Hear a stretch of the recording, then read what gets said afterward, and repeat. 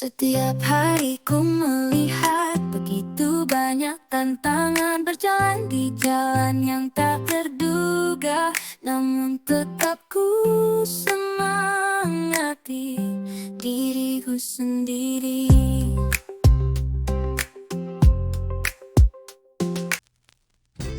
Assalamualaikum warahmatullahi wabarakatuh. Halo semuanya. Hari ini kita akan membahas topik yang sangat penting dalam manajemen operasi dan supply chain, yaitu sistem inventory deterministik. Materi ini bukan hanya teori, tapi ini menjadi pondasi pengambilan keputusan di industri, baik itu industri retail, industri manufaktur, hingga industri farmasi. Bayangkan jika sebuah perusahaan salah dalam menentukan jumlah stok, maka kita akan mengalami kerugian karena kelebihan atau kehilangan pelanggan atau karena kekurangan. Nah, disinilah peran model inventory yang akan kita bahas pada pertemuan kita kali ini. Dan mudah-mudahan ya, teman-teman, siapapun Anda yang menyimak materi hari ini, dimanapun Anda berada, bisa memahami konsep, bisa menganalisis masalah inventory, menggunakan berbagai pendekatan, khususnya pendekatan kuantitatif, sehingga kita tidak hanya hafal rumusnya, tapi juga paham logika keputusan di baliknya. Kita akan belajar tentang EOQ atau Economic Order Quantity dan juga Reorder Point atau ROP. Kita juga nanti akan belajar beberapa model-model yang bisa kita gunakan selain EOQ. Lalu kita bisa bandingkan dan kita lihat penerapannya di industri nyata seperti apa, ya. Supaya jelas alurnya, mari kita lihat ya roadmap yang akan saya sajikan pada materi hari ini. Materi ini akan dibagi menjadi 5 tahap secara utuh ya. Jadi yang pertama kita akan belajar tentang konsep dasar terlebih dahulu ya. Kedua kita masuk ke model deterministik.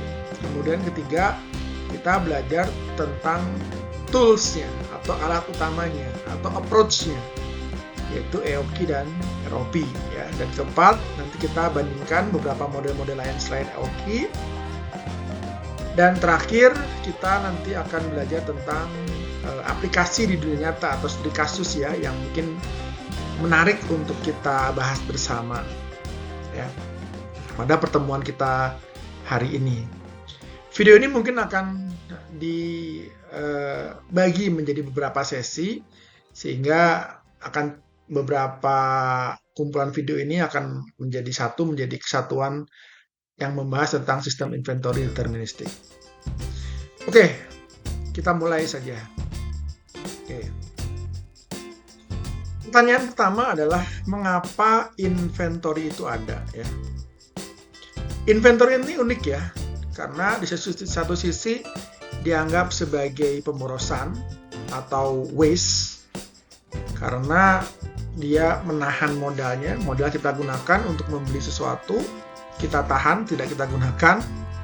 Tapi di sisi lain, ini bisa menjadi aset karena menjamin operasi bisa berjalan di perusahaan, di industri. Nah,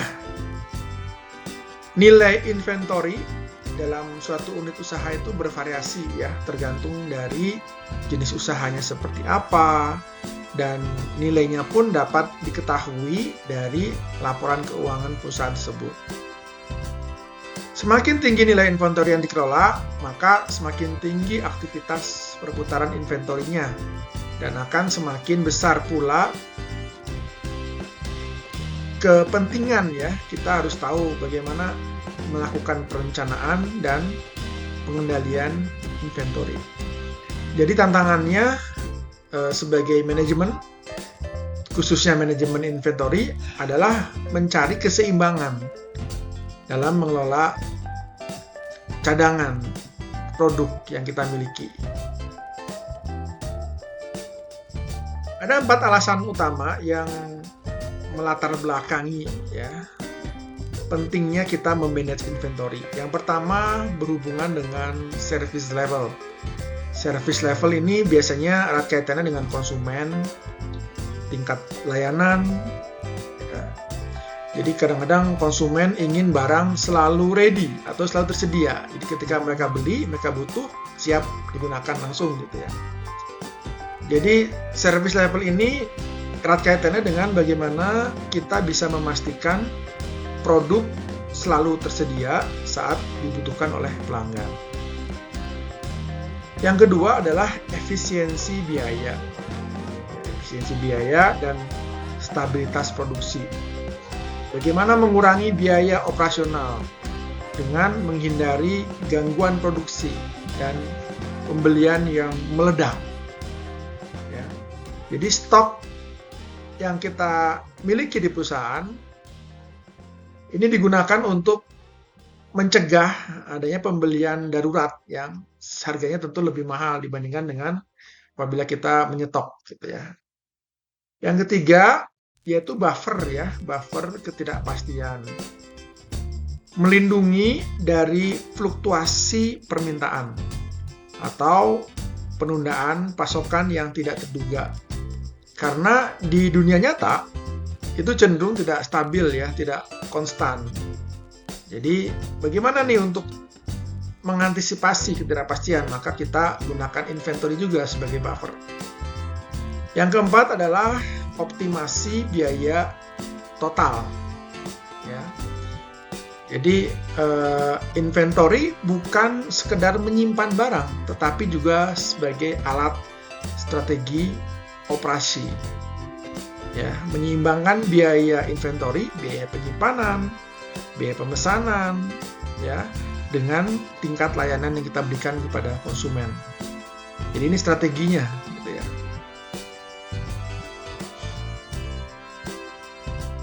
Nah, sebelum masuk lebih jauh, kita coba definisikan dulu ya, atau pengertian dari inventory. Jadi inventory ini menurut Profesor Senator Nurbahagia itu adalah sumber daya yang menganggur atau idle resource.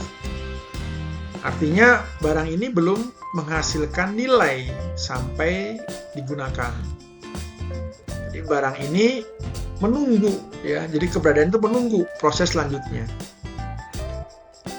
Mungkin teman-teman pernah jalan-jalan ya ke showroom mobil gitu ya, ke dealer mobil tertentu gitu ya. Nah, teman-teman melihat ada beberapa kendaraan baru yang masih tersimpan atau diparkir di gudang. Nah, selama mobil itu belum terjual, maka itu masih idle resource. Jadi itu yang termasuk dalam contoh inventory. Nah, sekarang kita lihat bagaimana peran inventory ini dalam sistem perusahaan, dalam manajemen operasi. Inventory adalah komponen krusial yang mengintegrasikan berbagai fungsi dalam manajemen operasi. Apa saja fungsinya?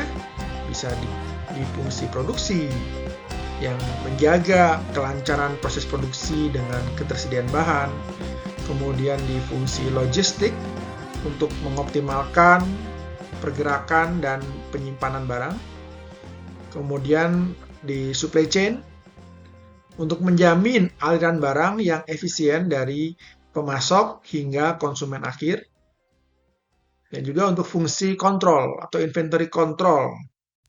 Jadi untuk memenuhi permintaan pelanggan tanpa kelebihan atau kekurangan stok. Jadi kalau kita tarik garis merahnya atau benang merahnya, inventory itu seperti jembatan ya, yang menghubungkan seluruh sistem operasi di perusahaan.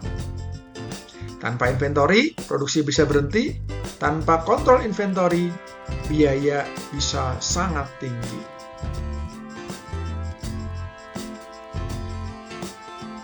Jadi paradigmanya mungkin kita akan lebih komprehensif ya.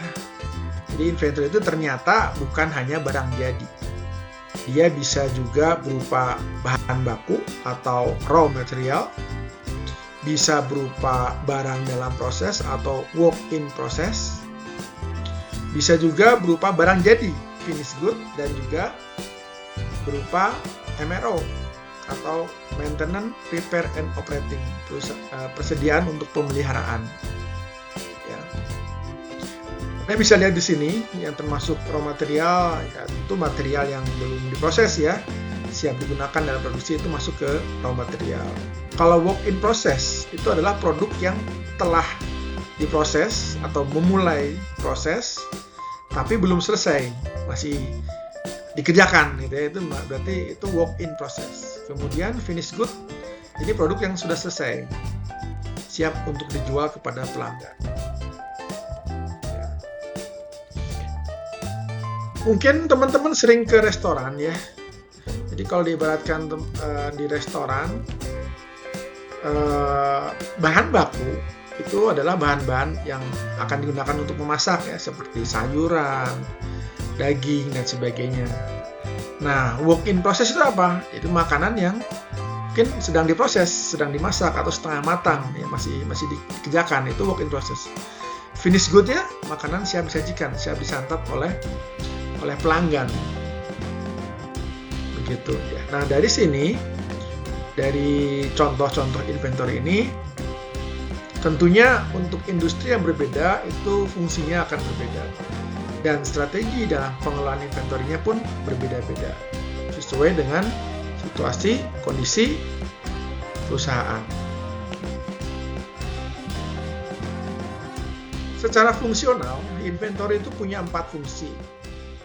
Ya, yang pertama adalah decoupling, kemudian economies of scale, kemudian sebagai buffer, dan sebagai antisipator atau untuk mengantisipasi.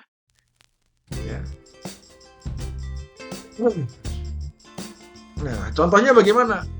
Anda bisa lihat di sini ya, decoupling itu memisahkan tahapan produksi atau operasi ya agar dapat berjalan independen, mengurangi ketergantungan antar proses.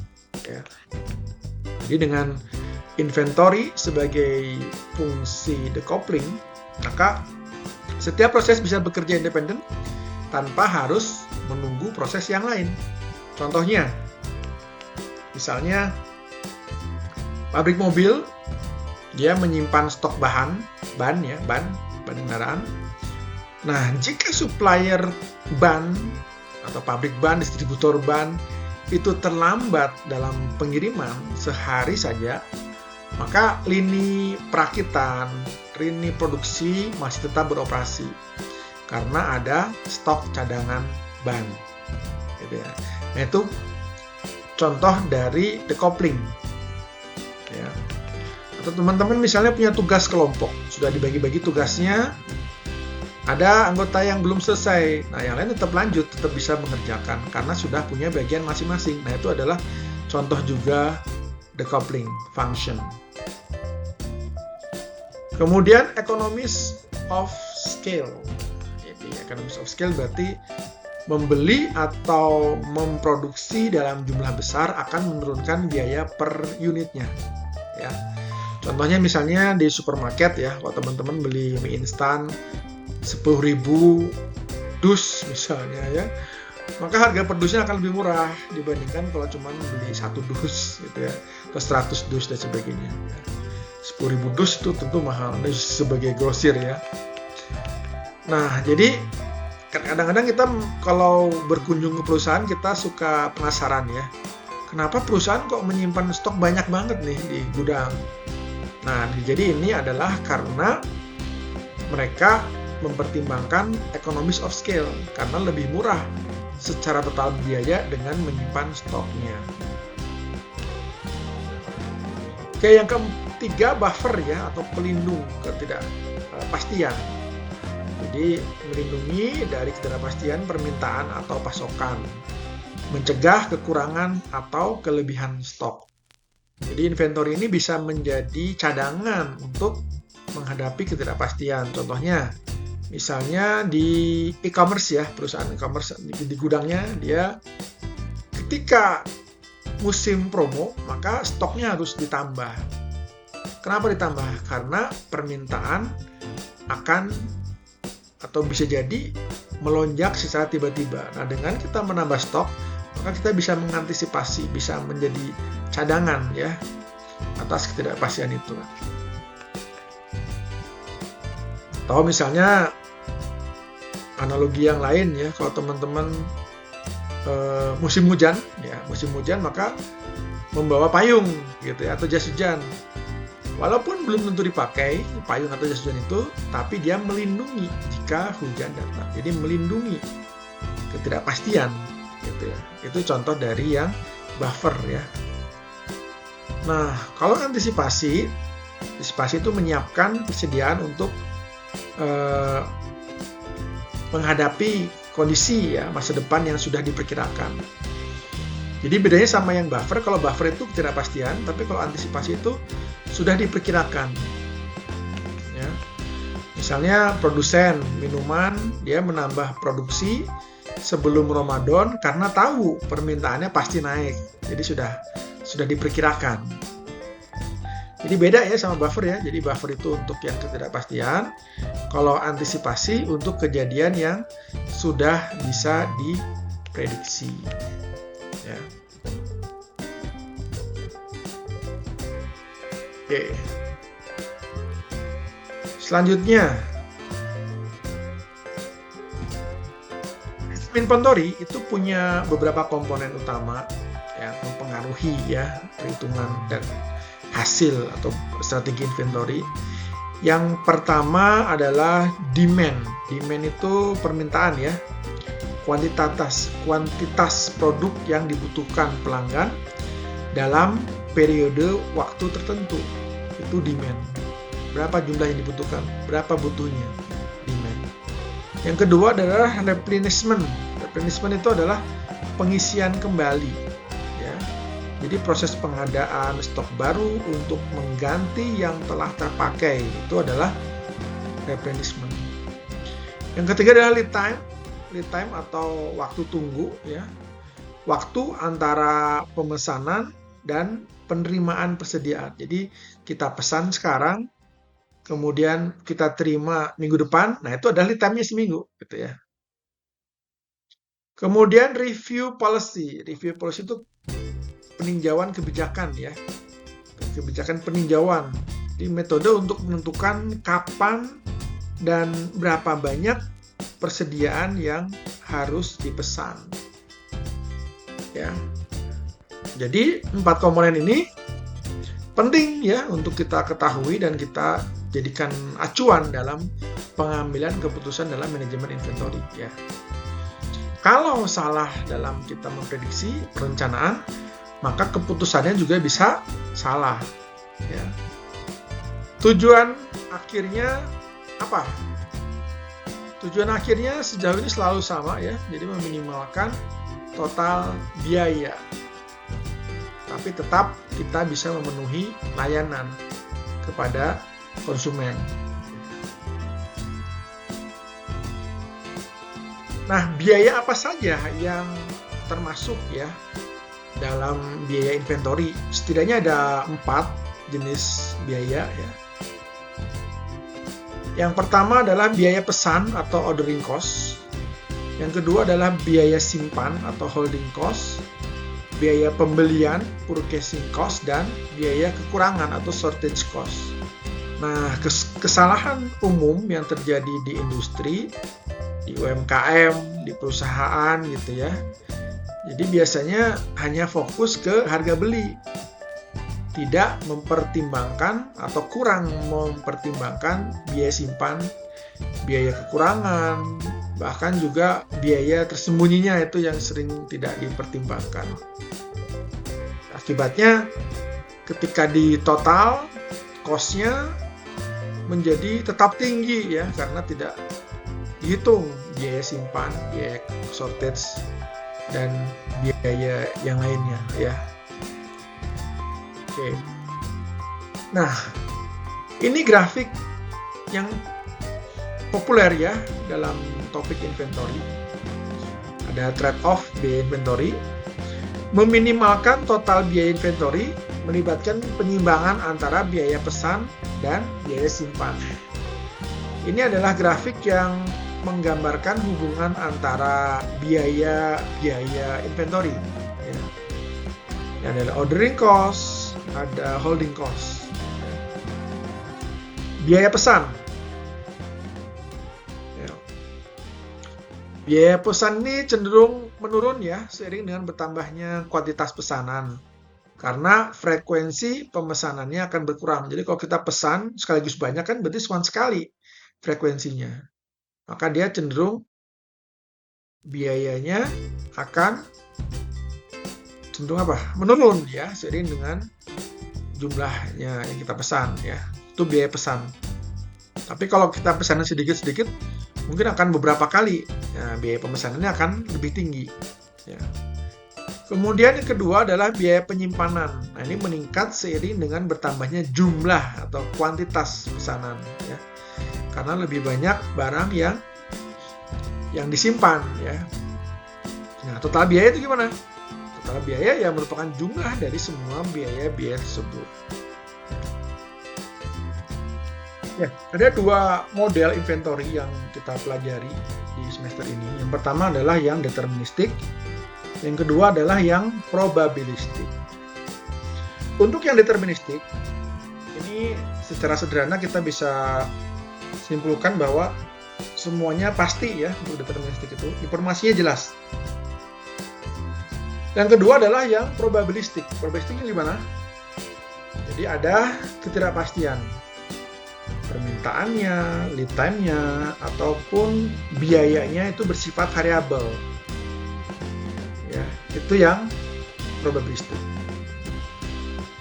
Nah, hari ini kita fokus dulu untuk yang deterministik karena ini pondasi ya untuk semua model. Jadi dengan paham model deterministik, kita punya bekal untuk mempelajari yang sifatnya probabilistik. Baik, jumpa lagi. Kita akan lanjutkan pembahasan tentang sistem inventory. Kali ini kita akan membahas tentang sistem inventory deterministik.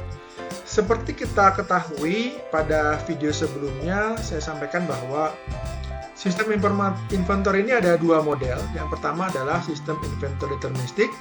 Yang kedua adalah sistem inventory probabilistik.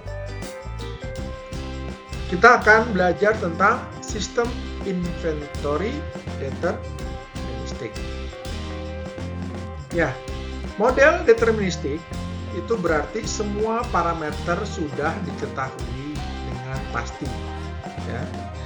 Jadi ini seperti misalnya kita tahu pasti berapa penjualan tiap hari. Ya. Jadi seluruh variabel dan faktornya bersifat pasti. Secara statistik kita mengetahui bahwa yang pasti itu artinya tidak ada variansi ya. Permintaan statis deterministik itu adalah fenomena yang menjelaskan ketika besarnya permintaan diketahui secara pasti dan sama untuk setiap periodenya gitu ya.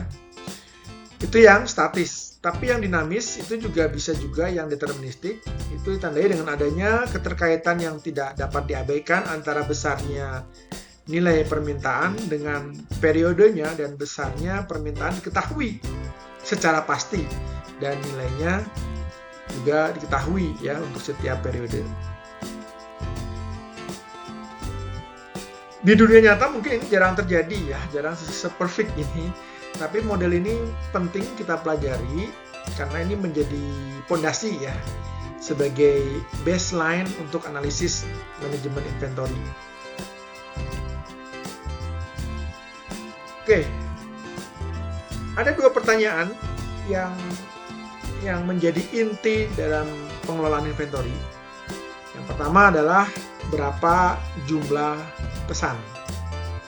Ya, berapa jumlah barang yang akan dipesan untuk setiap kali proses pemesanan yang ekonomis tentunya ya. Kemudian kapan harus pesan, kapan saat pemesanan dilakukan, reorder point-nya kapan ya. Nah, semua model inventory pada hakikatnya, pada dasarnya mencoba menjawab dua pertanyaan ini. Dalam situasi deterministik, nah, pihak manajemen dapat melakukan pengendalian inventory sedemikian rupa sehingga risiko terjadinya kekurangan barang tidak akan terjadi. Ya. Beberapa model deterministik yang terkait dengan inventory yang kita pelajari ada 5 ya yang kita pelajari pada perkuliahan kita kali ini. Di lapangan ini ada model-model yang lain sebetulnya. Kalau apalagi keilmuan tentang sistem inventory ini selalu berkembang ya. Jadi muncul model baru untuk mengantisipasi atau menyelesaikan persoalan yang baru. Tapi paling tidak kita tahu ya ada 5 model dasar ya yang menjadi basic dari varian-varian yang lain yang sudah ada saat ini ya. Ada 5, yang pertama adalah EOQ atau Economic Order Quantity. Ini yang klasik ya, yang dasar.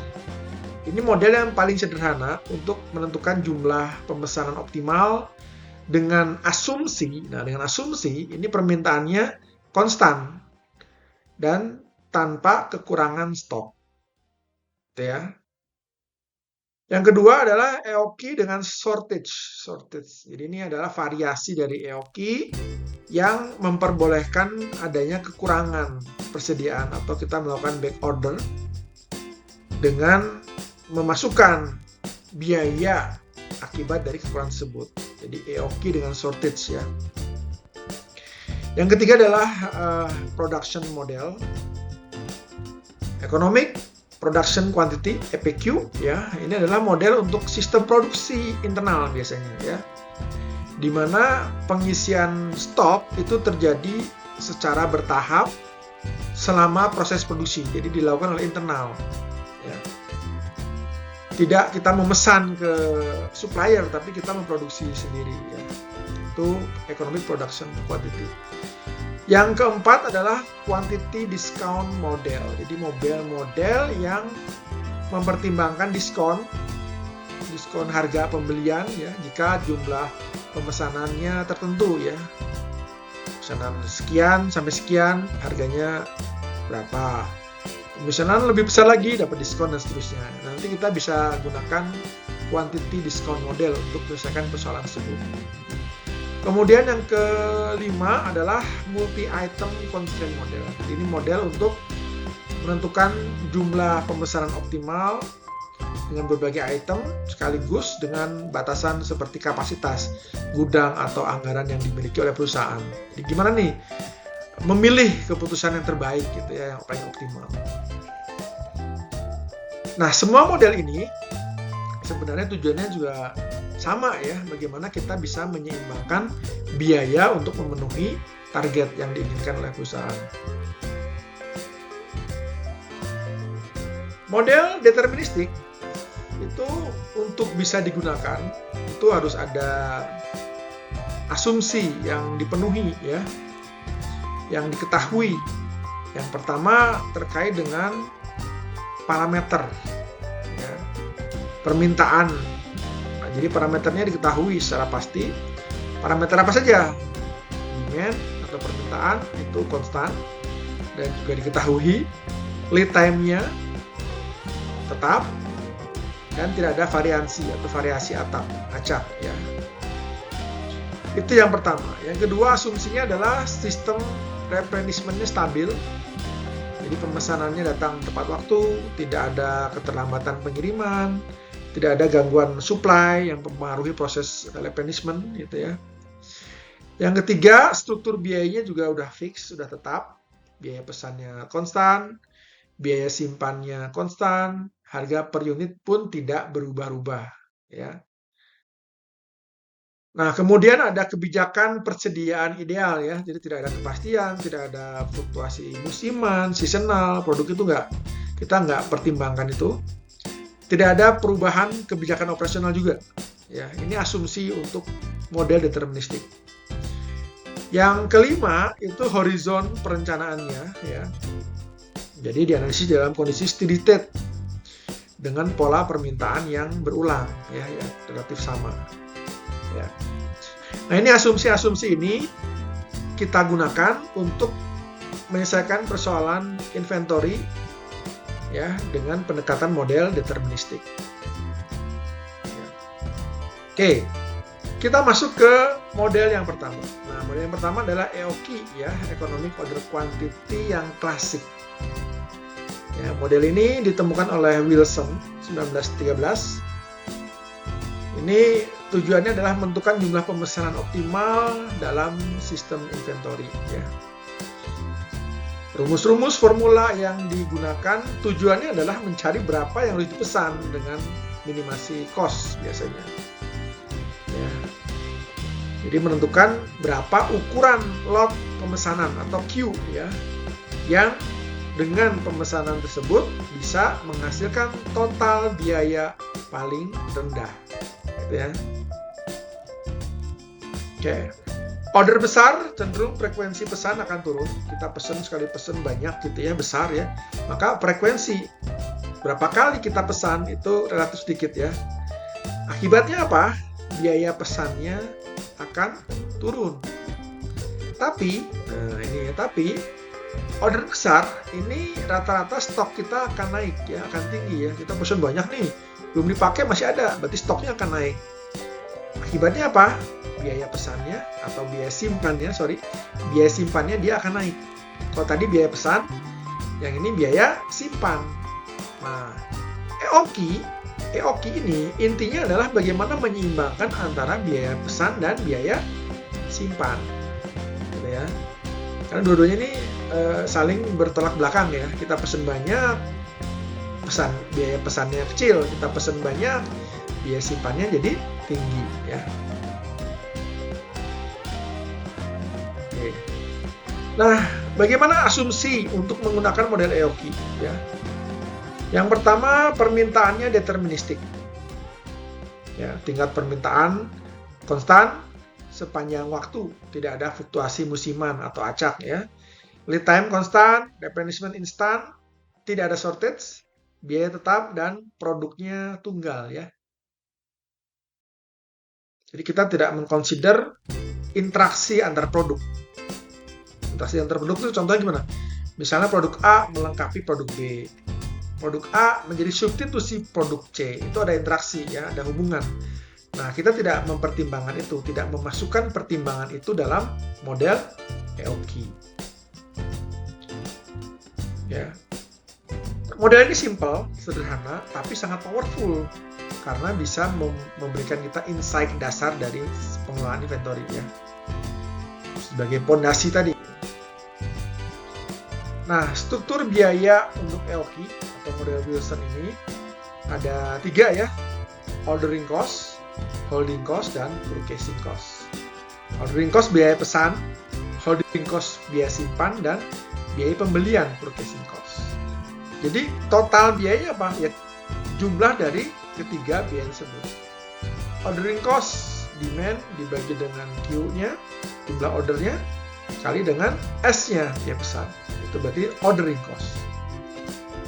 Holding cost, holding cost biaya simpan, berapa yang di jumlahnya, Q-nya, ya, yang ada, yang dipesan, dibagi 2, ya, dibagi 2 dikali dengan biaya simpan per unitnya.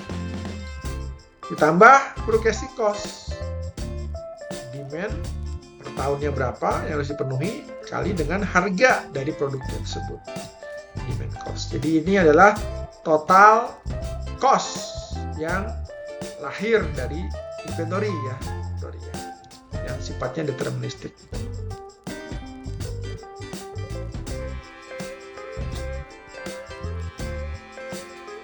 Jadi ini kita gimana menyeimbangkan ketiga biaya ini ya. Tapi yang paling berpengaruh adalah biaya pesan, ordering cost, dan biaya holding cost. Gitu ya. Kalau purchasing cost kenapa tidak terlalu signifikan mempengaruhi ya?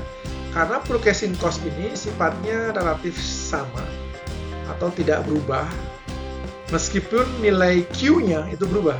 Q-nya itu dipesan berapa jumlahnya. Jadi misalnya Anda beli buku nih, buku tulis ya, harganya berapa? 10.000 per buku misalnya ya. Anda butuh 100 buku setahun. Nah, jadi kalau butuh 100, berarti kalau beli satu kali 100, ya 100 buku kali 10.000 berarti berapa? 1 juta. Itu berarti purchasing cost. Tapi kalau kita beli 10 kali misalnya, 10 kali terus kali 10 buku, jadi 10 kali 10 100 ya, sama ya. Itu kalau dikalikan dengan harga bukunya sama 1 juta. Jadi tidak terlalu berubah. Jadi harga total belinya, purchasingnya tetap sama. Yang berubah apa? Yang berubah adalah ongkosnya kita memesan. Misalnya kita belinya di toko ya, ongkos perginya ke toko, itu masuk ke ordering cost. Terus biaya simpannya di lemarinya, space-nya, buku di rumah, itu biaya simpan, holding cost. Nah, oleh sebab itu, maka EOQ ini fokusnya menyeimbangkan dua biaya ini, holding cost dan ordering cost. Mudah-mudahan bisa ditangkap ya, insight-nya ya. Nah, ini rumus EOQ ya. Q-star itu berarti asterik ini ya adalah jumlah pemesanan yang optimum ya, yang optimal ya, yang bisa paling ekonomis ya. Anda bisa melihat ini akar 2ds per H. Mungkin Anda lihat sekilas, kok ini matematis sekali ya. Bentuknya pakai akar segala, akar kuadrat, dan ada beberapa variabel. Tapi sebetulnya kalau Anda mencermati maknanya, ini sangat sederhana ya. Jadi intinya dari rumus ini, kita ingin mencari jumlah pemesanan yang paling efisien ya. Dan keputusan itu hanya dipengaruhi oleh 3 faktor. Yang pertama demand, D, kemudian biaya simpan, saving cost, dan biaya pesan. Ya. Jadi Anda lihat di sini ada 2ds per H. D itu demand. Semakin besar permintaan tahunan, maka semakin besar EOQ-nya ya. Jelas ya. Jadi misalnya kalau kebutuhan barang tinggi, maka kita harus pesan lebih banyak kan setiap kali order. Jadi seimbang ya, sebanding istilahnya.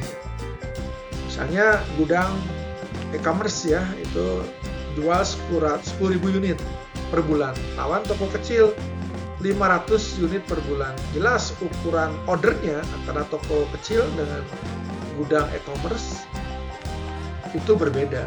Jadi ukuran ordernya Q-nya itu berbeda. S itu ordering cost ya. Ordering cost ya. Jadi semakin mahal biaya pesan, EOQ-nya akan makin besar. Jadi kalau misalnya biaya pesannya mahal, perusahaan akan mengurangi frekuensi ordernya. Ya. Jadi biaya pesannya mahal nih, berarti kita harus mengurangi frekuensi kan, berapa banyak yang dipesan, berapa kali kita melakukan pemesanan, itu yang dikurangi ya. Jadi akan mengurangi frekuensi order dengan cara kita pesan sekaligus dalam jumlah yang banyak. Ya, misalnya apa? Misalnya kita mau jual produk ya dari luar negeri produknya. Nah, import barang dari luar negeri itu biaya kirimnya mahal ya. Nah, oleh sebab itu kalau mau import barang, produk pun itu cenderung untuk beli dalam jumlah yang besar. Karena biaya kirimnya itu lebih murah. Ya. Kemudian holding cost, H, biaya simpan ya. Semakin mahal biaya simpan, maka EOQ-nya akan makin kecil. Jadi kalau biaya simpannya mahal, maka perusahaan tidak mau stok terlalu banyak. Contohnya apa? Contohnya kayak produk-produk yang olahan ya, produk makanan beku misalnya, atau vaksin yaitu butuh treatment yang spesial ya. Jadi ada cold storage. Nah, cold storage ini cenderung mahal. Jadi perusahaan lebih sering order kecil-kecilan karena storage-nya terbatas dan mahal ya. Nah, EOQ ini, Q-star ini yang Anda hitung ya dalam perhitungan, ini adalah titik kompromi sebetulnya antara biaya pesan dan biaya simpan. Jadi ini bukan sebatas rumus matematika ya, tapi ini sebenarnya adalah tools atau alat dalam mengambil keputusan, gitu ya. Nah, jadi nanti Anda bisa coba ya di contoh-contoh kasus ya yang ada di buku. Di perusahaan nyata, cara menghitung nilai Q-nya ya. Nah, pada model EOQ dengan shortage ya, ini beda dengan yang sebelumnya. EOQ dengan shortage atau adanya backorder model. Jadi sistem ini model EOQ, tapi dia memperbolehkan adanya kekurangan persediaan. Ya, boleh nih kurang persediaan boleh. Dengan konsekuensi adanya kekurangan atau adanya biaya kekurangan. Istilahnya shortage cost. Jadi boleh nih kurang, tapi konsekuensinya ada biaya karena kurang itu. Nah, kapan ini digunakan? Ini digunakan ketika pelanggan mau menunggu. Dia pesan, oke ada waktu tunggu, ya nggak mau instan, is okay, is fine. Maka ini boleh digunakan EOQ dengan shortage ya. Jadi ketika pelanggan bersedia menunggu. Yang keduanya barangnya tidak kritis biasanya, jadi bukan yang darurat harus segera. Kemudian yang ketiga, biasanya ini digunakan untuk yang barang dengan biaya simpannya tinggi ya. Yang keempat, biaya shortage masih dapat ditoleransi. Ya. Jadi oke deh, nggak apa-apa. Kurang, karena kurang, relatif rendah biaya kekurangannya. Ya. Contoh-contohnya apa saja? Nah, contohnya kayak spare part yang non-urgent ya. Komponen industri, barang pre-order, ya, itu masuk ke EOQ dengan shortage ya. Nah, sebetulnya ini lebih ini lebih banyak terjadi ya. Banyak sekali kita lihat di industri ya, di perusahaan yang menggunakan EOQ dengan shortage ya. Jadi lebih realistis kadang-kadang. Kenapa? Karena dalam prakteknya memang tidak semua produk itu harus selalu tersedia ya. Jadi ada barang yang kalau habis masih bisa ditoleransi oleh pelanggannya. Gitu. Pelanggan mau untuk menunggu. Karena mungkin barang-barang yang langka atau tidak urgent gitu ya. Boleh deh pre-order, is okay gitu ya. Jadi mau untuk menunggu. Maka perusahaan juga boleh untuk kehabisan stok, walaupun sejenak ya. Jadi model ini sebetulnya mempertimbangkan dua biaya yang saling bertukar ya. Biaya simpan stok dan biaya kekurangan stok. Ya. Jadi jika biaya simpan sangat mahal,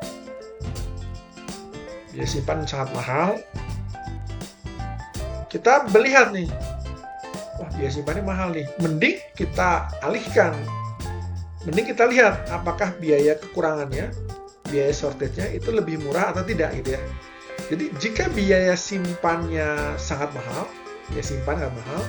maka mungkin lebih murah kita membiarkan stoknya habis ya daripada kita menyimpan terlalu banyak gitu. Mending kosong nggak apa-apa, nanti baru pesan pas ada yang membutuhkan. Ya, jadi shortage cost-nya mungkin lebih murah daripada holding cost-nya. Ya.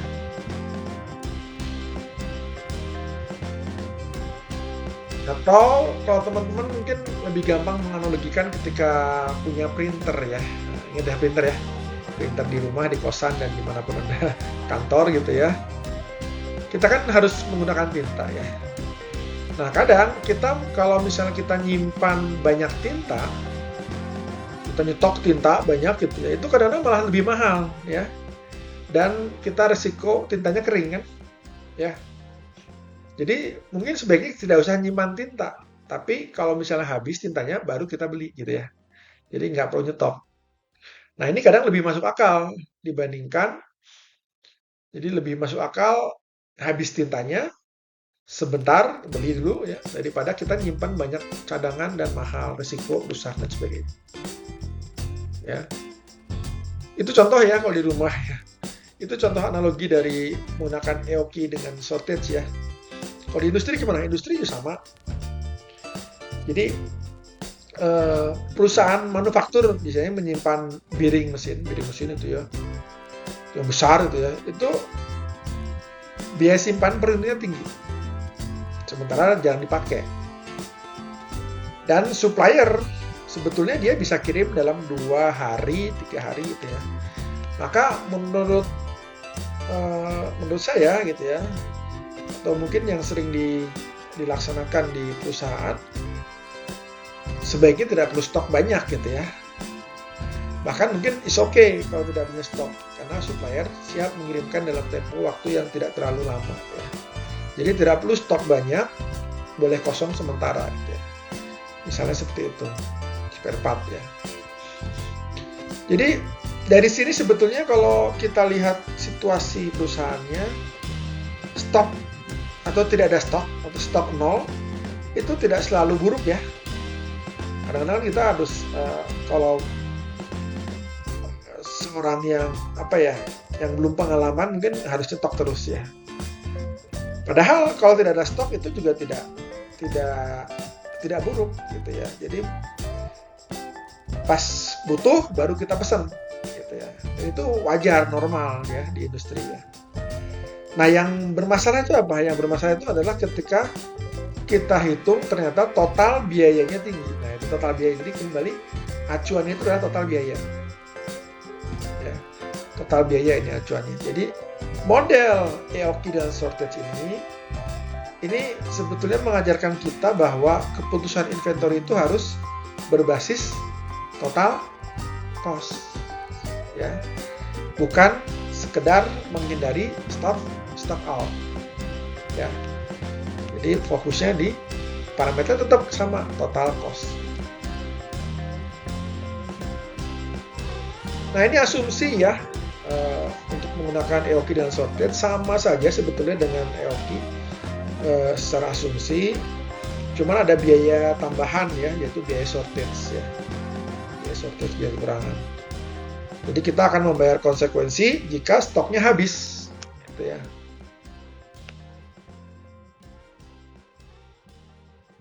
Nah, variabel tambahannya ini ya, biaya shortage, level shortage, dan level inventory maksimum. Ya.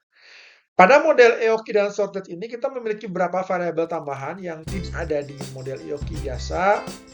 Ini penting karena kita tidak hanya mempertimbangkan stok maksimum, tapi juga jumlah kekurangan stok yang diizinkan, gitu ya. Nah, apa biaya shortage itu P ya, maksudnya P itu biaya shortage per unit. Per satu waktu per tahun atau per bulan ya, per tahun biasanya. Nah, ini biaya yang lahir akibat kehabisan stok untuk setiap unit. Contoh biaya shortage, contohnya misalnya kehilangan penjualan atau biaya karena pelanggan pindah ke kompetitor gitu ya. Terus biaya percepatan pengiriman. Ya, pengen cepet tuh dikirim karena kita kan nggak nyetok nih, jadi pengen cepet sampai, kita nambah biaya kan. Nah, itu masuk ke biaya shortage cost. Kemudian downtime produksi itu juga sama ya, itu lahir dari gara-gara nggak ada stok ya, ada downtime. Nah, itu masuk ke biaya shortage. Jadi semakin besar nilai P, maka perusahaan akan berusaha untuk menghindari shortage gitu ya. Jadi kalau biaya kekurangannya tinggi, maka gimana nih biar kita tidak sampai harus membayar biaya kekurangan gitu ya. Jadi perusahaan akan berusaha menghindari adanya shortage. Nah, kemudian ada juga S atau level store shortage maksimum. Ini apa? Ini adalah jumlah maksimum permintaan yang tidak bisa langsung dipenuhi saat stoknya habis misalnya ya.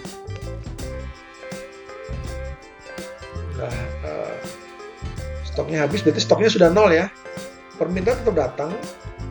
Nah, permintaan itu dicatat sebagai backlog istilahnya. Ya. Permintaan tetap datang, tapi kita nggak ada stoknya bisa langsung dipakai, nggak. Tapi tetap proses gitu ya, disebut dengan backlog.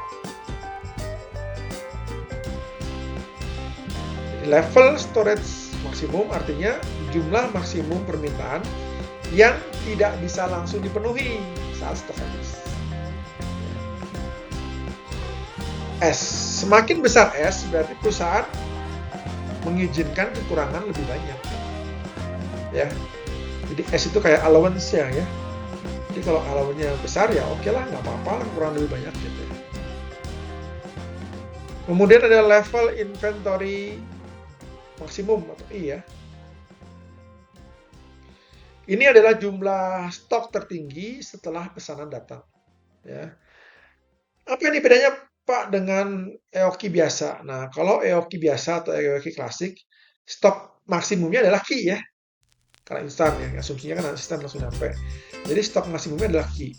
Tapi kalau EOQ sorted, stok maksimumnya lebih kecil dari Ki. Ya. Kenapa lebih kecil dari Ki? Kenapa? Karena sebagian Ki itu langsung dipakai gitu, langsung dipakai, digunakan karena nggak ada kan, tadi kurang ya, jadi langsung dipakai, digunakan untuk memenuhi backlog shortage ya. Jadi ada 3 variabel tambahan. P untuk menentukan seberapa mahal shortage itu, S menentukan seberapa besar shortage diizinkan, I menentukan seberapa besar stok harus disimpan. Jadi model ini, EOQ sorted ini nanti akan mencari kombinasi sebetulnya. Kombinasi dari S dan I yang menghasilkan biaya total minimum. Gitu ya. Oke. Nah, analoginya gimana ya? Kalau kita biar lebih mudah memahami tentang model EOQ sorted ya. Jadi misalnya teman-teman jual sepatu nih di toko online ya. Nah, I itu apa? I itu adalah jumlah stok di gudang setelah restock. Setelah restock ya, setelah di stok ulang. I, jumlahnya berapa? Itu I. S itu apa? S itu adalah jumlah pesanan pelanggan yang harus menunggu. Jadi pesan nih, harus nunggu berapa banyaknya yang nunggu, yang pesan. Itu S. Nah, kalau P apa? P itu adalah kerugian karena pelanggan harus menunggu. Gitu ya. Jadi kalau kerugian menunggu kecil, ya oke lah, toko boleh menunda pengiriman. Tapi kalau kerugian besar, toko harus stok lebih banyak agar tidak terjadi biaya karena pelanggan harus menunggu. Ya. Ini rumusnya, jadi Anda bisa menggunakannya kalau menghadapi persoalan dengan adanya shortage ya untuk deterministik. Oke, model yang ketiga ini ya, itu adalah model EPQ atau Economic Production Quantity. Jadi EPQ ini adalah model inventory deterministik yang digunakan ketika barang diproduksi sendiri ya, bukan dibeli. Jadi nggak pesan ke supplier, dia produksi sendiri. Sehingga persediaan bertambah secara bertahap, bisa langsung banyak, tapi sesuai dengan kapasitas kemampuan dari industrinya ya. Selama proses produksi. Ya. Jika EOQ itu asumsinya stoknya itu datang instan sekaligus. Nah, kalau sistem ini EPQ itu produksinya berlangsung bertahap, kemudian barang masuk gudang pun sedikit demi sedikit. Konsumsi tetap berjalan selama proses produksi. Jadi kalau karakteristik ini ya, nanti Anda lihat seperti ini, maka Anda bisa menggunakan model EPQ untuk menyelesaikan atau mengatur inventory-nya. Ya.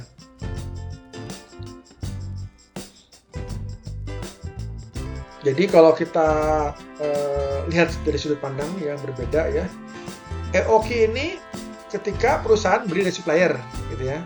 EPQ ketika perusahaan bisa memproduksi barang sendiri, gitu ya.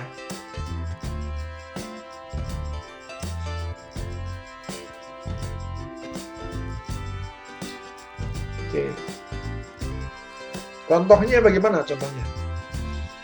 Contohnya kalau EPQ ini misalnya ini pabrik minuman botol ya, teman-teman tahu ya minuman botol ya. Nah, mesin produksi katakanlah dia menghasilkan 1000 botol per jam. Oke. Nah, penjualan itu berjalan ya. Berapa? 600 botol per jam. 600 botol per jam. Nah, selama proses produksi, tentu stoknya tetap naik. Kenapa naik? Karena jumlah produksi lebih besar daripada jumlah penjualan. Ya. Tapi naiknya itu bertahap, tidak langsung. Ya. Itu contoh dari model EPQ. Atau misalnya contoh yang lain itu ini, teman-teman ke hotel atau di kosan atau di rumah masing-masing gitu ya, Anda mau mengisi bak mandi, nah kan menggunakan air ya, air diisi. Air itu kan bertahap ya sampai penuh ya, tunggu berapa menit kan ya. Nah, model EOQ ya tadi, itu tuh kalau kita muter itu airnya langsung penuh gitu ya. Tapi kalau EPQ airnya mengalir dari keran, jadi selama air mengalir, air bertambah sedikit demi sedikit tapi tetap bisa dipakai untuk mandi ya.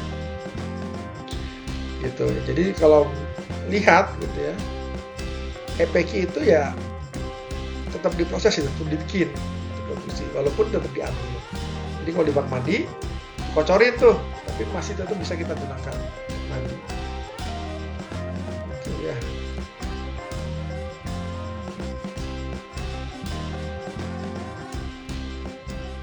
Mana yang lebih realistis antara EOQ dan EPQ? Untuk case tertentu, mungkin untuk case industri manufaktur gitu ya, kemudian ada produksi batch, kemudian ada assembly line, model EPQ ini lebih realistis ya.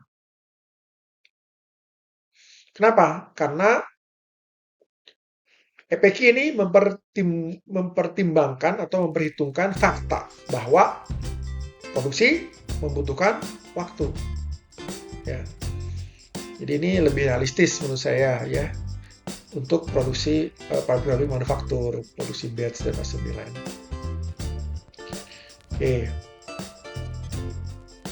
Nah, ini adalah asumsi dalam EPQ ya. Kita bisa baca sendiri. Permintaan konstan, laju produksi konstan, P lebih besar dari D, jadi produksi lebih cepat daripada konsumsi artinya ya. Setup cost tetap, holding cost tetap, tidak ada shortage, dan lead time diketahui. Ya. Kemudian ada variabel-variabel yang digunakan dalam modelnya, perhitungannya. Ada demand tahunan, ada demand rate, ada production rate, setup cost, holding cost, dan lot produksi. Ya. Ini rumusnya EPQ Anda bisa lihat di sini. Ya. Jadi kuncinya kalau dilihat di sini itu adalah bagaimana mengantisipasi ya atau mengetahui hubungan antara laju produksi dan laju permintaan. Ya, laju produksi dan laju permintaan. Jadi apa tuh? Production rate dan demand rate. Ya. Kemudian Anda lihat di sini, kenapa sih ini kok harus produksinya lebih besar atau lebih cepat daripada konsumsinya? Kenapa? Karena jika produksi lebih lambat atau sama dengan permintaan, maka stok tidak akan pernah sempat bertambah. Ya, jelas ya. Kecepatan bikin sama kecepatan permintaannya itu lebih cepat bikinnya, berarti nanti akan nyetok kan. Tapi kalau bikinnya lebih lama daripada permintaannya, maka tidak ada stok sama sekali, akan harus nunggu. Ya. Nah, kemudian contohnya. Oke, contohnya misalnya produksinya 100 unit per jam. Permintaannya berapa? 80 unit per jam. Nah, itu contohnya. Ya. Maka stok akan bertambah 20 unit per jam. Kan?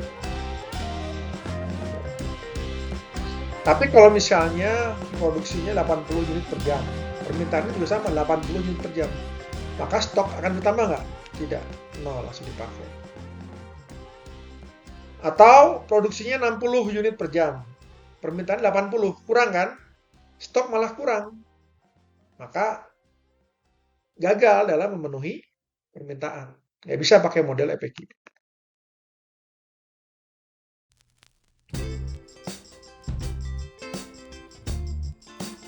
Nah, EPQ ini sebetulnya juga bukan sebatas untuk rumus mencari jumlah produksi gitu ya. Tapi ini juga untuk mengecek sebetulnya, mengecek sistem produksi mampu atau tidak dalam memenuhi permintaan. Jadi jika produksi lebih kecil sama dengan demand, maka ini udah bukan masalah inventory lagi, ya, tapi masalah kapasitas produksi. Jadi nggak bisa memenuhi permintaan.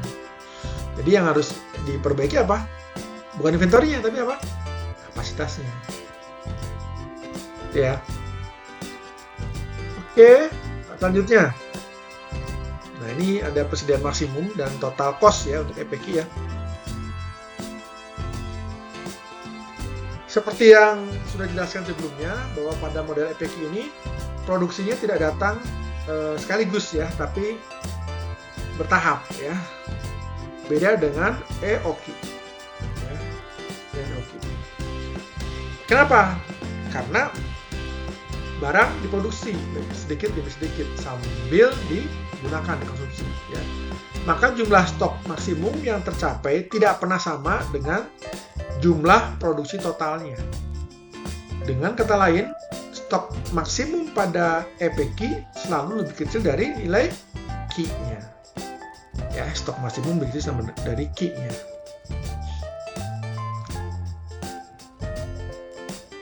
Oke. Nah, ini adalah perbandingan ya antara EOQ dan EPQ, sudah dirangkum. Jadi perbedaan yang mendasar itu kalau Anda lihat di sini adalah ini cara stok masuk ke sistemnya ya. EOQ stok datang sekaligus dalam satu waktu, begitu pesanan tiba jumlahnya persediaan langsung melonjak. Tapi kalau EPQ stoknya masuknya bertahap. Kenapa? Karena barang diproduksi sedikit demi sedikit. Jadi grafik stoknya tidak naik tegap tapi miring ya, cenderung miring gitu ya. Itu EPQ. Jadi kapan kita pakai EOQ, kapan kita pakai EPQ? Nah, kita lihat ya. Kalau EOQ ini cocoknya untuk apa? Untuk sistem pembelian ke supplier langsung ya. Kalau EPQ cocok untuk ya pengadaannya apa? Sistem produksi dari internal dari industri sendiri ya. Jadi milih yang mana? Jadi model dipilih berdasarkan proses fisik nyatanya ya, bukan preferensi matematikanya, bukan, tapi situasi di sana seperti apa ya. Distributor misalnya, perusahaan membeli ban dari supplier luar negeri, barang datang dalam kontainer sekaligus datang. Nah, cocoknya apa? EOQ. Distributor nggak perlu produksi. Tapi kalau pabrik, pabrik ya, pabrik misalnya perusahaan apa? Perusahaan baut ya, dia produksi baut sendiri. Mesin menghasilkan baut terus menerus, dan permintaannya mungkin ini ya selalu berubah, bisa permintaannya konstan, tapi untuk memenuhinya itu bertahap. Nah, itu juga bisa menggunakan model EPQ, cocok ya. Oke, model yang ketiga adalah quantity discount model ya. Quantity discount model. Jadi quantity discount model ini adalah model inventory deterministik ya, yang digunakan ketika supplier memberikan diskon harga ya, berdasarkan jumlah pembelian. Anda beli sedikit harga sekian, Anda beli banyak harganya beda, lebih murah misalnya ya. Nah, kita gimana nih? Kita untuk apa kita menggunakan ini? Jadi untuk menentukan jumlah pemesanan. Jadi, jumlah pemesanan berapa nih baiknya? Untuk apa? Untuk meminimumkan total biaya dengan mempertimbangkan diskon harganya. Jadi beda sama yang EOQ klasik ya. Kalau EOQ klasik kita asumsinya harga barang per unit tetap ya, nggak ada diskon, harganya sama. Nah, cuman dalam real situation, di kasus nyata jarang itu harganya sama ya. Apalagi kalau udah kenal, udah akrab gitu ya, udah menjalin relationship ya cukup lama dengan supplier, maka mereka biasanya sering memberikan diskon jika kita membeli dalam jumlah besar.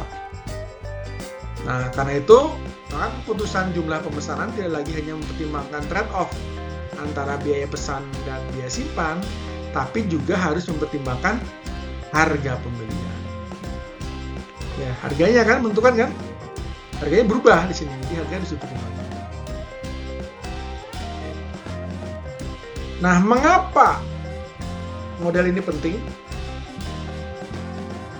Ya. Kenapa?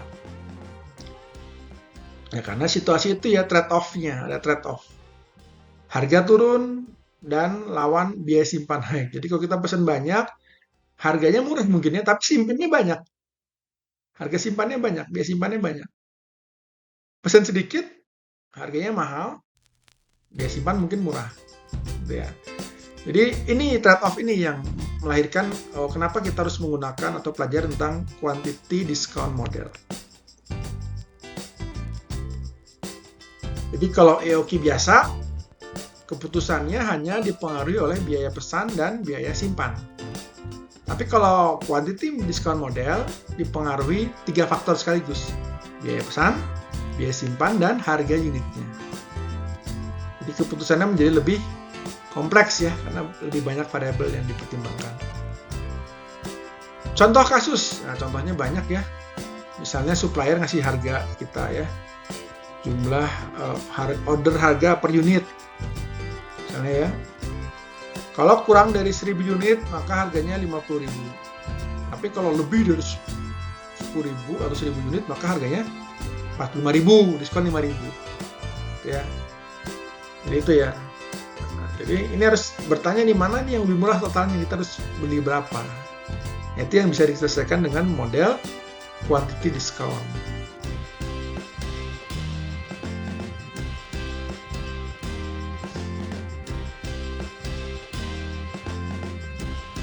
Jadi kalau lihat sini, kan nanti ujung-ujungnya kita menghitung total biaya ya. Total biaya sama dengan yang model yang sebelumnya ya. Nah, harga termurah itu belum tentu keputusan yang terbaik ya. Jadi perusahaan yang profesional tentu dia harus menghitung total cost-nya, bukan hanya unit price-nya.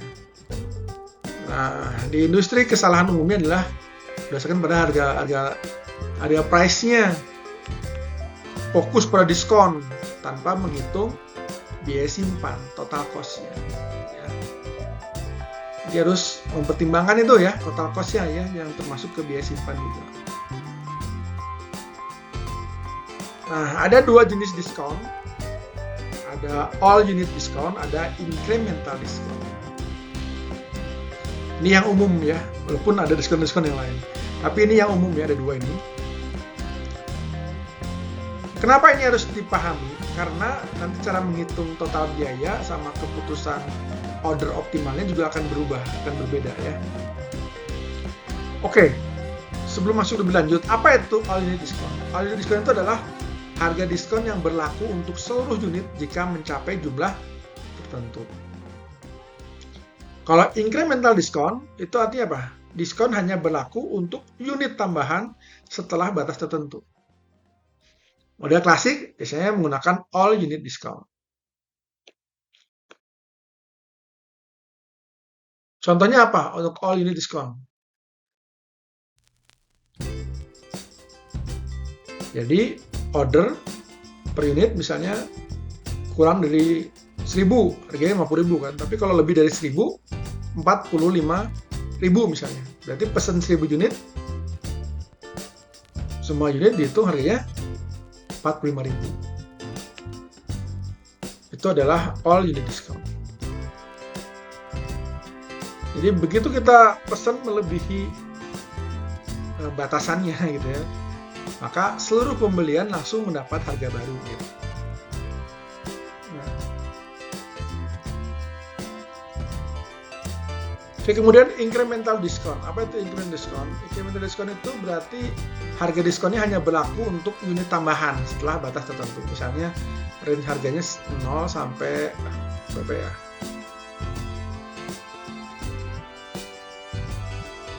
Atau gini, jika pesan 1.200 unit, maka 1.000 pertama itu harganya 50.000, 200 unit berikutnya itu harganya 45.000. Nah, itu adalah incremental discount. Jadi harga sisanya itu yang berkurang. Harga yang awal yang di bawah batas itu tetap harga sama. Ya. Jadi diskonnya hanya berlaku sebagian, bukan seluruh pembelian. Nah, itu adalah incremental discount. Kenapa banyak yang pakai all unit atau model teoritis ya tadi ya, all unit? Kenapa? Karena lebih mudah dihitung ya, rumus lebih sederhana dan analisisnya juga lebih mudah dipahami, lebih jelas ya. Tapi mana yang lebih realistis? Ya mungkin yang incremental discount ya. Cuman ya perhitungannya menjadi lebih kompleks. Oke, itu tentang jenis-jenis diskon. Nah, ini asumsi modelnya ya.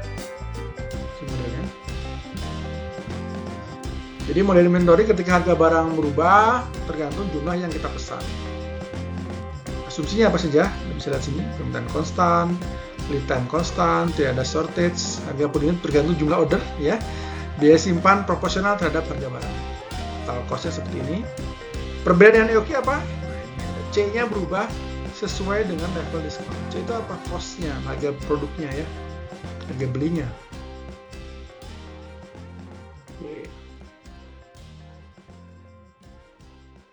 Jadi ini rumusnya total cost-nya ya. Kalau contoh yang lain mungkin gitu ya, kalau beli, misalnya kita mau beli kopi ya saat di warung atau di supermarket ya, grosir misalnya. Kalau beli 1 kotak harganya 50.000. Tapi kalau beli 3 kotak harganya 45.000 per kotak. Ya, 45.000 per kotak. Nah, keputusan terbaiknya berapa? Apakah harus beli 3 kotak karena lebih murah? Tidak. Ya. Jadi keputusan terbaik bukan otomatis kita beli 3 kotak karena lebih murah gitu ya, bukan. Tetapi harus dihitung dulu. Apakah penghematan harga lebih besar daripada penyimpanan? Ya, daripada biaya simpannya. Itu harus dihitung dulu. Nah, itu baru kita bisa menentukan keputusan yang optimal. Oke, dalam quantity diskon ini ada beberapa prosedur ya, tahapan, langkah yang digunakan untuk menentukan nilai Q yang optimal. Jadi tidak bisa langsung kita menggunakan satu hasil EOQ lalu kita selesai, ya bisa gitu ya. Tapi kita harus mengecek semua kandidat solusi. Mengapa? Karena ketika ada diskon harga, jumlah order yang memberikan total biaya minimum belum tentu sama dengan EOQ hasil rumus standar. Ya.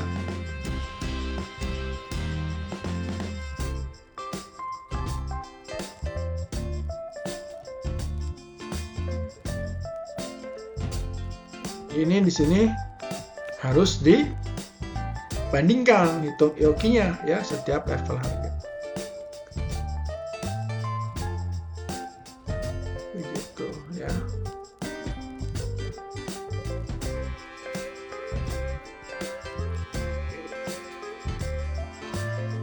Jadi apa bedanya? Oke, ini perbandingan antara EOQ dan diskon model. EOQ punya satu solusi, tapi kalau diskon model punya beberapa kandidat solusi, sehingga perlu analisis, perlu dipilih sehingga lebih kompleks ya.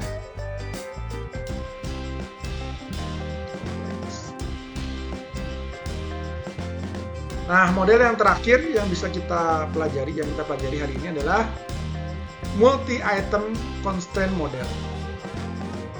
Jadi multi-item constraint model ini adalah model inventory deterministik untuk menentukan jumlah pemesanan optimal beberapa item sekaligus. Multi-item berarti beberapa item. Dengan pertimbangan keterbatasan sumber daya. Tujuannya apa? Minimasi total biaya seluruh item dengan batasan yang dimiliki oleh sistem di perusahaan. Ya.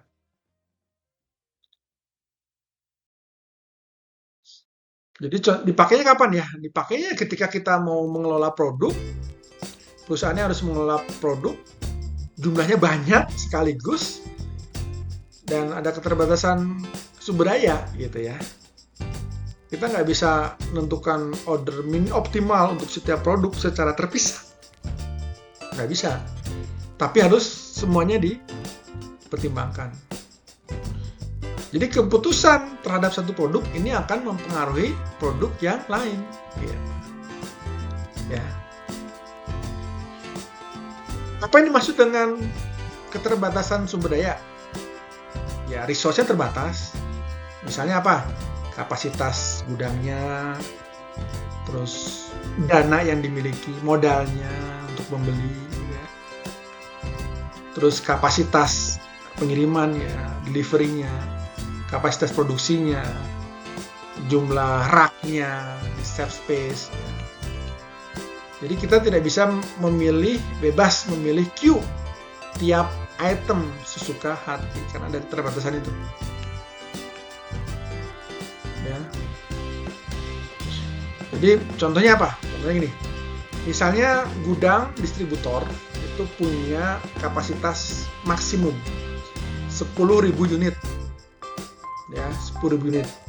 Kemudian perusahaan menjual 4 produk. Nah, kita nggak bisa ngitung EOQ untuk tiap produk. Ya. Jadi produk A berapa, produk B berapa, produk C, produk D yang 4 ya. Nggak bisa. Karena kalau dihitung menggunakan tiap produk, maka kapasitas gudangnya 10.000 misalnya, itu mungkin tidak akan cukup. Gitu ya. Jadi perusahaan harus mengambil keputusan untuk penyesuaian order setiap produk secara simultan. Nah, itu gimana caranya? Ya ini pakai multi item constraint model. Jadi optimal per produk belum tentu optimal untuk sistem. Ya. EOQ individual mungkin optimal secara matematis, tapi tidak visible secara operasional. Visible apa? Layak ya, masih ingat ya OR ya. Tidak visible secara operasional. Misalnya kalian packing koper, misalnya mau traveling ya, untuk liburan atau pulang kampung atau mudik gitu ya. Ada beberapa baju yang harus dibawa, baju A, baju B, dua-duanya penting. Terus ada sepatu juga harus dibawa, penting, topi dan sebagainya. Nah, masalahnya apa? Masalahnya kopernya terbatas. Terbatas apa? Space. Terbatas apa? Terbatas beratnya. Naik pesawat kan harus ada batasnya. Nggak boleh terlalu berat ya. Nah, makanya kita harus mengatur nih kombinasi isi kopernya gimana nih. Ya, kombinasi isi kopernya. Bukan memaksimumkan setiap barang yang kita butuhkan. Karena nggak cukup. Nah, model multi-item ini bisa membantu kita untuk mengambil keputusan inventory yang dilihat sebagai suatu sistem, bukan hanya item per item. Dan ini konsep yang penting dalam supply chain management, multi-item constraint model. Sama juga ada model yang lain, shelf space allocation model. Shelf space, notan rak di supermarket. Raknya kapasitasnya terbatas, produk yang dijual banyak. Berapa nih harus disimpan di rak setiap produk. Nah, itu juga sama. Varian dari model multi-item constraint model. Ini ya, ini kenapa ini berlaku. Anda bisa cek di sini. EOQ cuman cocok untuk satu item dan tidak ada batasan ya. Tapi kalau real situation, gudang terbatas, modal terbatas, kapasitas handling terbatas, maka keputusan harus dioptimasi secara simultan. Oke, ini jenis-jenis constraint dalam sistem ya, seperti yang sudah disampaikan tadi. Ini asumsinya, asumsi modelnya. Ya, kalau mau menggunakan model multi-item, ya, constraint model.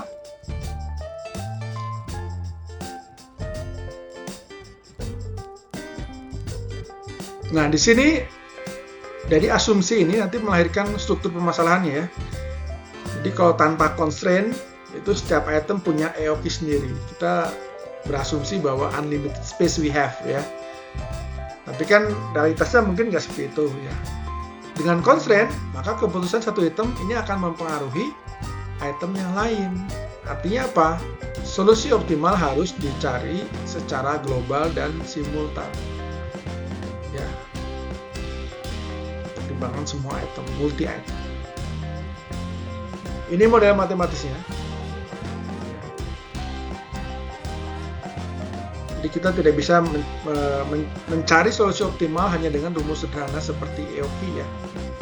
Karena sekarang kita harus mengoptimalkan banyak variabel sekaligus dengan adanya kebatasannya. Nah, masalah ini biasanya diselesaikan dengan metode-metode optimasi ya.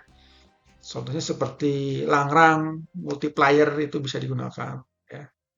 Atau metode-metode heuristik itu juga bisa, metaheuristik juga bisa. Nah, contohnya Lagrange multiplier ini untuk mencari nilai optimal suatu fungsi ketika ada batasan, constraint ya, dalam kasus inventory. Jadi ada fungsi objektif seperti yang kita biasa rumuskan ya. Ada constraint, ada batasan, ada variabel yang kita gunakan untuk menentukan jumlahnya ya, setiap item. Jadi fungsi yang ingin dioptimalkan apa? Minimasi cost, total biayanya ya. Batasannya kapasitas gudang, anggaran, dan sebagainya kita masukkan sebagai constraint.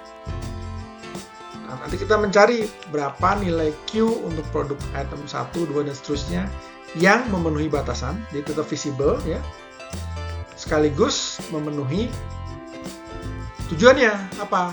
Meminimalkan biaya total.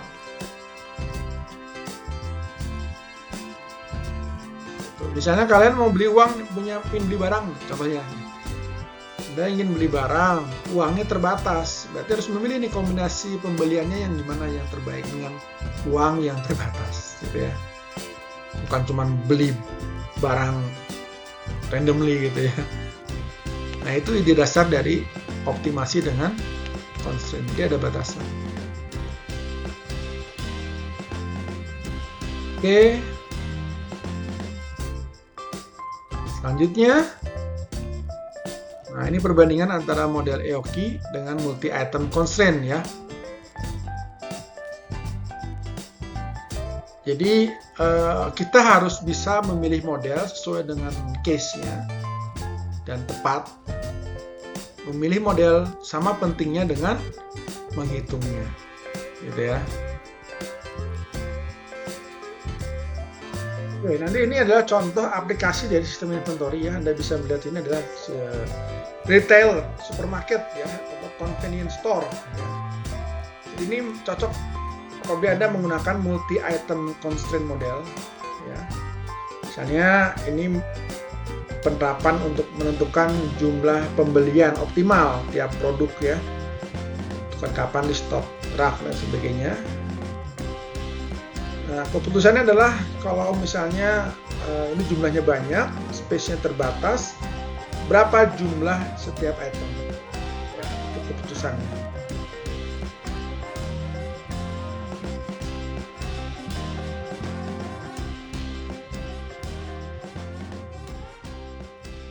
Demand-nya gimana? Nah, biasanya demand-nya juga uncertain ya.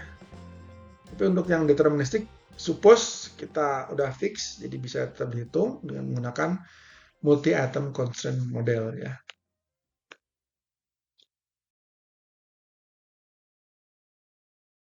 Nah, jadi kalau dilihat dari sini, gambar ini sebetulnya kita bisa belajar bahwa ternyata inventory itu bukan sebatas teori matematis gitu ya, tetapi sistem keputusan real di lapangan. Ya, dengan model inventory nanti kita bisa menjawab pertanyaan berapa stok tiap produknya, berapa, kapan di stoknya, produk mana yang prioritas, gitu ya, nyambung sama profit dan sebagainya. Itu bisa kita hitung dengan model inventory. Nah, kemudian contoh yang lain Anda bisa lihat di sini adalah di rumah sakit atau farmasi ya, di fasilitas penyimpanan gudang farmasi gitu ya.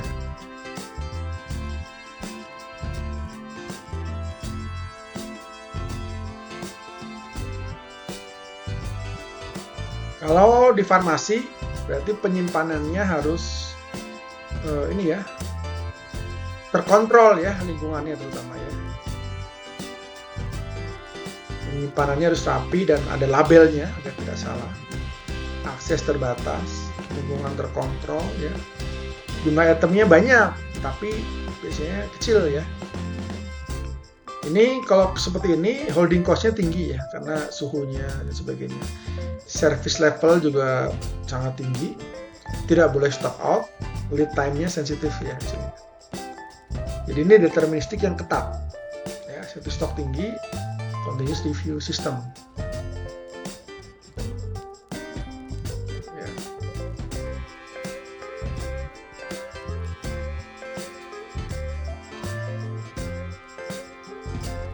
Jadi kalau farmasi itu berarti produknya harus ada ya, berarti inventory-nya tinggi biasanya.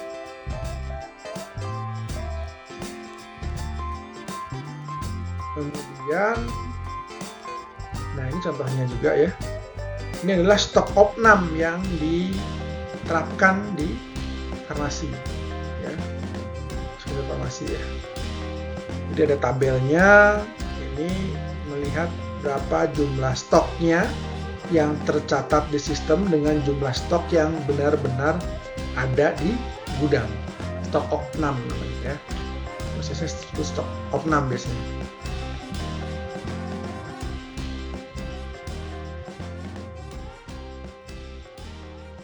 Nah, stok opnam ini bukan sebatas audit ya, tapi alat kontrol.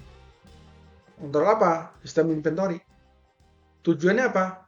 To make sure whether the data is accurate, memastikan datanya akurat, informasinya pas, sesuai, mendeteksi kesalahan sistem, dan mencegah terjadinya fraud.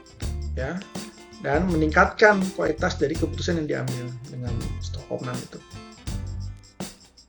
Kenapa ini penting di farmasi? Karena produknya bernilai tinggi, sensitif, risiko keselamatan pasien, kesalahan stok bisa berakibat fatal. Bukan hanya kerugian finansial, tapi bisa nyambung ke nyawa, keselamatan ya pasien.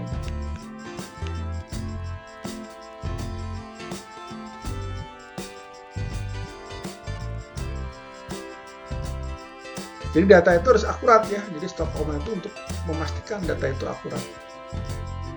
Ya. Sistem inventory yang baik, nah ini bukan hanya menghitung jumlah optimal, pintar ngitung bukan, tetapi juga memastikan to make sure data stok selalu akurat. Kalau nggak akurat datanya, kita itu pakai EOQ, hasilnya tetap salah. ROP salah juga. Keputusannya salah. Jadi data ini sangat penting sekali. Ya. Oke, contoh yang ketiga, ini di industri otomotif ya. EPQ, multi item, bisa dua-duanya ya. Sistem produksi assembly line misalnya di sini, setiap stasiun kerja membutuhkan komponen berbeda. Artinya apa? Setiap tahap bergantung pada inventory komponen sebelumnya. Jika satu komponen habis, seluruh lini bisa berhenti. Nah, itu namanya line stoppage risk ya. Ada dependensi antar item. Ya. Jika satu tidak tersedia, maka produk tidak bisa selesai dengan sempurna. Ya. Jadi di sini kalau industri seperti ini butuh sinkronisasi inventory-nya ya, harus pas. Atau material availability synchronization, gitu ya istilahnya. Jadi komponen harus datang tepat waktu, bukan terlalu cepat dan bukan terlambat, pas waktunya. Kalau ada shortage, penambatan, maka biayanya sangat tinggi. Biaya simpan mahal. Biaya kehabisan stok lebih mahal daripada biaya simpan. Karena kenapa? Karena kalau misalnya tidak ada stoknya, lininya berhenti, prosesnya berhenti ya. Kerja tetap bayar, mesin tetap berjalan, tapi tidak ada produksi. Biayanya gimana? Tinggi. Ya. Jadi kalau dari sini yang karakter industri seperti ini, tujuan inventory bukan hanya menyimpan barang, tetapi menjaga aliran produksi tetap berjalan. Ya. Jadi di sini makanya ada model-model inventory seperti EPQ, just in time, MRP, multi item coordinate planning.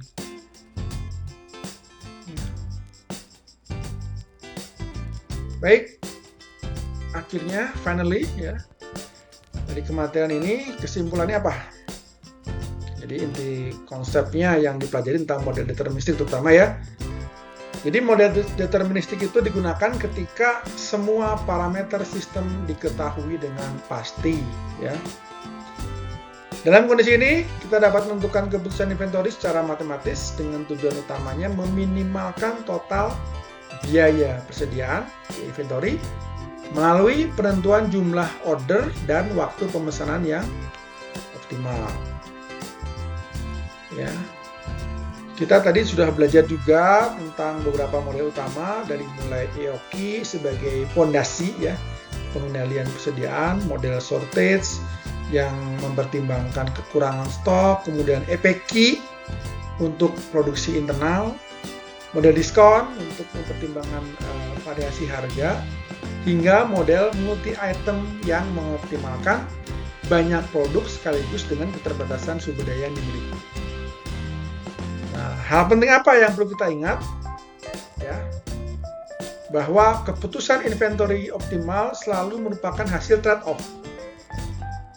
Trade-off dari biaya, gitu ya. Artinya apa? Keputusan terbaik bukan yang meminimalkan stok atau memaksimalkan jumlah order, tapi yang menghasilkan total biaya paling rendah secara keseluruhan. Theoretically, model deterministik ini merupakan fondasi penting sebelum kita mempelajari model probabilistik yang lebih realistis. Harapannya, jika teman-teman semua dimanapun Anda berada, jika sudah paham tentang logika model deterministik, maka setidaknya sudah memiliki modal ya, dasar kuat ya, untuk memahami sistem inventory yang lebih kompleks. Ya. Akhir kata, saya terima kasih pada teman-teman yang sudah menyimak video ini dari awal sampai akhir. Jadi dalam manajemen operasi ya, keputusan terbaik bukan yang paling sederhana, tetapi yang paling sesuai dengan sistem nyata. Model hanyalah alat, tetapi pemahaman sistem adalah kuncinya. Jadi teman-teman harus melihat permasalahan sebagai suatu sistem, ya, sistem thinking, sistem design, sistem perspektif, ya. Terima kasih semuanya atas perhatiannya. Kita berjumpa pada perkuliahan materi-materi selanjutnya. Assalamualaikum warahmatullahi wabarakatuh. Terima kasih.